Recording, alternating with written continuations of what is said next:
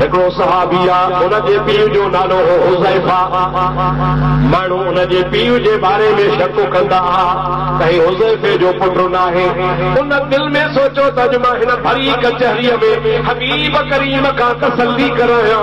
नबी पाक अलैहिस्सलाम के अर्ज़ कई या रसूल अल्लाह मन अबी, ऐं मुंहिंजा प्यारा हबीब अवां चओ था क़यामत ताईं जेको वणे वसो पुछो तव्हां ॿुधाईंदो भला मूंखे ॿुधायो त मुंहिंजे पीउ जो नालो छा आहे, मुंहिंजो पीउ केरु आहे। उन वीचारे जो अक़ीदो हो त मुस्तफ़ा सच थो चवे, हिते तसल्ली कराए छॾियां। हबीब फरमाइनि था तुंहिंजे पीउ जो नालो आहे हुज़ैफा, तो हुज़ैफे जो पुटु। वरी ॿियो हिकिड़ो शख़्स थो चवे या रसूल अल्लाह मूंखे ॿुधायो त मुंहिंजो दादो किथे हूंदो, याने मरी चुको आहे किथे आहे। हबीब करीम खां उन वरी ॿी नियत सां पुछो। हबीब करीम जलाल में अची फरमाइनि था तुंहिंजो पीउ जहन्नम में आहे। मुझे महबूब करीम बार बार सल्लूनी माशे तुम पुछो पुछो पुछो जेको वणे सो पुछो। जब महबूब जलाल में अची विया ऐं बार बार फरमाइण लॻा पुछो पुछो त मां तव्हांखे ॿुधायां।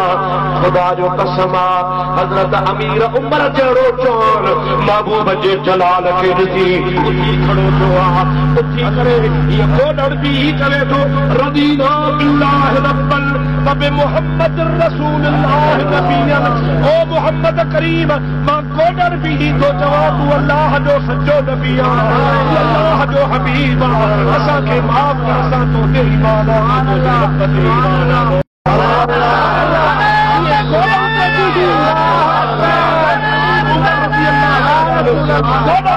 नबी करीम खां माफ़ी थो डरे मुला पुछा थींदो आहे